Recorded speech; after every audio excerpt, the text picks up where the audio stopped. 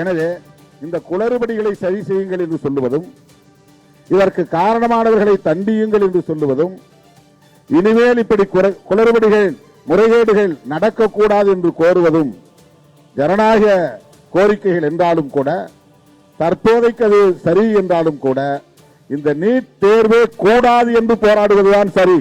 இந்த தேர்வு முறையே கூடாது என்பதுதான் சரி. ஆகவே தமிழ்நாடு வைக்கிற இந்த கோரிக்கை தான், இந்த குரல் தான் தேசம் தழுவிய குரலாக மாற வேண்டும். எனவே இங்கு நடக்கிற போராட்டம் என்பது கம்யூனிஸ்ட் கட்சியின் வளாகத்திற்குள்ளே நடப்பதாக நாம் சுருக்கி பார்த்துவிடக் கூடாது. இது தேசம் தழுவிய பெரும் தாக்கத்தை ஏற்படுத்துகிற அறப்போராட்டமாக மாறிக்கொண்டிருக்கிறது.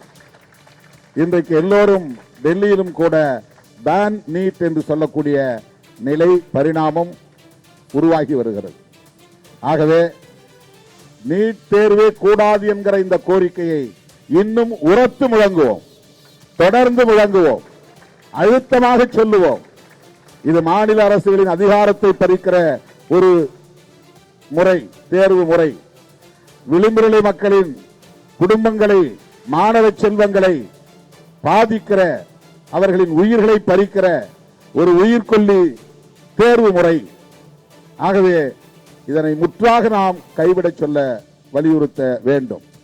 அனிதாவில் தொடங்கி இன்றைக்கு நூற்றுக்கணக்கானவர்கள் இந்த கேள்வி தாள் கசிந்ததன் மூலமும் தற்கொலை செய்து கொள்ளும் நிலை ஏற்பட்டிருக்கிறது.